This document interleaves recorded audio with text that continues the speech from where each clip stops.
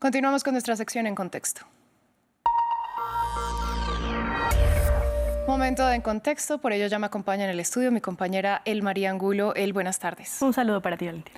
Hoy vamos a hablar de cómo sigue escalando este conflicto entre Irán e Israel y ahora pues más con la entrada de Estados Unidos, o incluso hubo un bombardeo a una base estadounidense en Qatar. ¿De cuántas y de cuáles bases estamos hablando si nos centramos en las bases estadounidenses en Oriente Medio? Bueno, Valentina, estamos hablando de instalaciones militares estadounidenses en al menos 19 territorios de Medio Oriente, de los cuales al menos 8 son considerados por los expertos como ejes claves en el manejo militar. Estos territorios los vemos señalados en este mapa. En rojo vemos las bases controladas por Estados Unidos desde hace mínimo 15 años y en naranja otros de los sitios que cuentan con presencia militar estadounidense. Tenemos que hablar, Valentina, en primer lugar de Qatar, que veíamos cómo empezó a ser atacado por Irán justo hace pocos momentos. También figuran Kuwait, Bahrein, Emiratos Árabes Unidos, Irak, Siria, Egipto y Jordania. De acuerdo con información del Instituto Independiente de Investigación Council on Foreign Relations, citado por medios internacionales como BBC, las fuerzas de Estados Unidos también utilizarían bases militares tanto en Djibouti como en Turquía, que formarían parte de los puntos regionales que contribuyen a las operaciones estadounidenses en Medio Oriente de una forma que describen, Valentina, como significativa. Bueno, para entender esta situación es clave que pongamos la lupa en especial en dos de esos territorios de los que acabamos de hablar. Estamos hablando de Kuwait y de Qatar. ¿Por qué son tan relevantes en medio de este contexto de conflicto?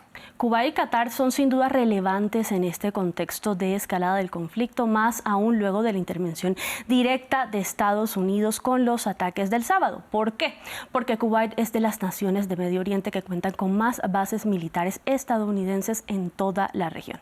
De hecho, allí se encuentra el campamento Arif Ham, que es una sede del cuartel general avanzado del Ejército de Estados Unidos, que es una estructura que funciona como una especie de núcleo no solo logístico, sino también operacional para las fuerzas de Estados Unidos en esta parte del mundo. Es clave decir que Kuwait es donde se encuentran grandes reservas de material militar de Estados Unidos, que son las que reabastecen a las filas estadounidenses en sus operaciones en la zona.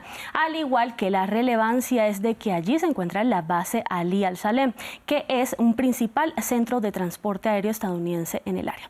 Según datos del Departamento de Estado estadounidense, en esta base de Estados Unidos tienen desplegado al menos unos 13.500 oficiales. Pero, Valentina, ahora vamos a Qatar porque allí está la base Al-Udeid, que es la mayor en toda la región y que alberga no solo a un campamento, como en el caso que veíamos de Kuwait, sino a un cuartel general avanzado del mando central, pero completo.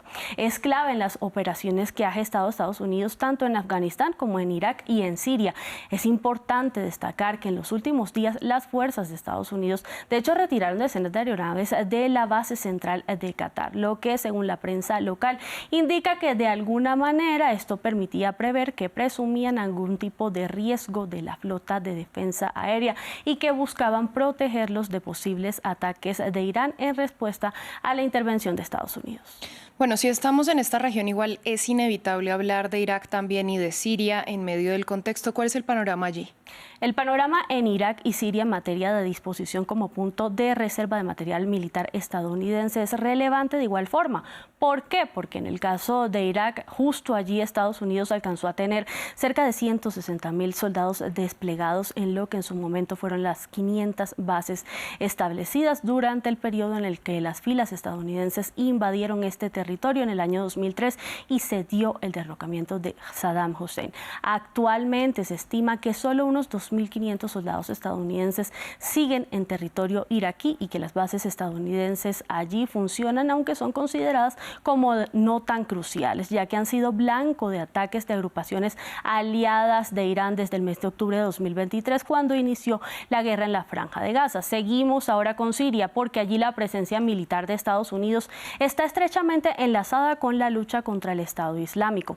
Datos oficiales dan cuenta de que allí el ejército de Estados Unidos tiene al menos 2.000 soldados que trabajan a la luz de lo indicado por las fuerzas locales en lo que sería prevenir el resurgimiento de los grupos yihadistas.